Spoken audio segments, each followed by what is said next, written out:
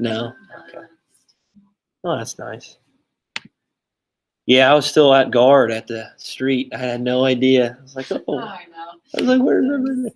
It's all over by the time you get in. It was. I think I saw the last person. I forget who it was now. The last person walk up because I was eating my ice cream cone. Sweet. Oh, man. So describe what activation synthesis is. Explain the meaning behind Freud's latent and manifest content of dreams. There you go. Yeah. Miller's like, where were you? Out by the road. No one told me that this was going on. And then I got a text from Kasner. You better not have left. I said, nope. Still out here in the rain. Still out here in the rain. Oh. Kaz says you're her work boyfriend. What's that? So Kaz says you're her work boyfriend. Oh, did she really say that? It used to be rough, but now it's you. Nice. That's awesome.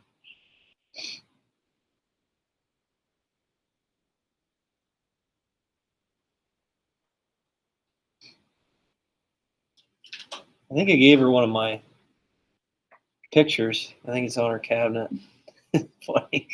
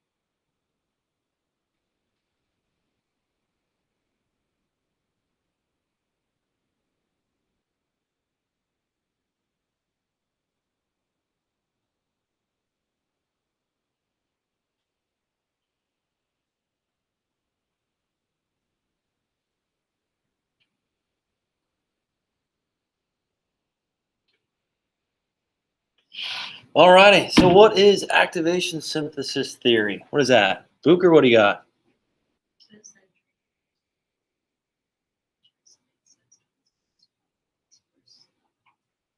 All right. Good job. Good job. I'm sure we all had that experience before where we're in a dream. We realize it's a dream. It's not real, right? We know it's not real. If Sarah's here, I'd probably talk about Freddy Krueger and that. It's like, oh, you know it's a dream. You can defeat him, blah, blah, blah, whatever. But yeah, I'm sure we all had that experience before. I know when I was talking about my dream just yesterday from Tuesday night, like, oh, this doesn't make any sense. I'm interviewing for a job that I already got. I'm at Lycoming College for some reason. This doesn't make any sense, but I'm going to go with it. I'm going to roll with it. And then obviously I felt some emotions when I missed the interview. Oh, I was getting phone calls. Where are you at? You're going to lose your job. I'm like, why am I interviewing for it if I'm going to lose it? Like, what? It's going all these question marks. All right, so explain the meaning behind Freud's latent and manifest content of dreams. So what is latent content? Campbell? Like the symbolic meaning behind it. All right. Okay. So symbolic meaning. All right. And we know with Freud, we talked about that a little bit.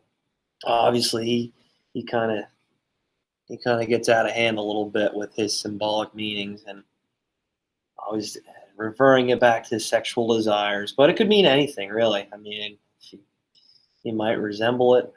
So think of symbolic meaning with Matchbox cars, like, oh, might get a car in the near future, or something else. Maybe there's cash around, and you might see a big payday coming your way. I don't know, whatever it might mean. And then manifest content. Hannah, what do you have? It is what the dream is trying to get you what it's saying. Okay, all right, good job. So the dream storyline. Okay, how a timeline of events occur. So something happens, there's a cause and effect to it. And I think with every dream we have that. Okay, we can understand that timeline of events that occur one thing after the next, which results in whatever may happen within our dream. Okay, what about culture? How does culture affect dreams?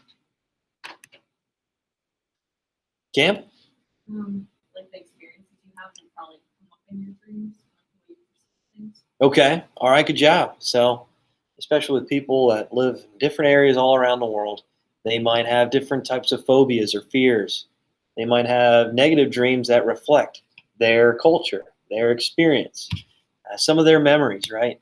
And we all can tell, we can all understand that wherever you're located, whatever culture you may have, you might experience different fears or paranoia or different types of dreams depending where you're located. Okay, and we talked about perception and sensation and how culture plays a role in that as well.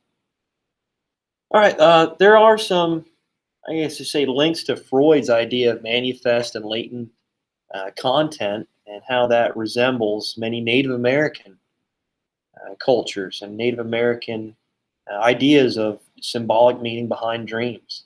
Okay, especially with gods, right, and their belief in different types of gods and understanding how the world is developing over time.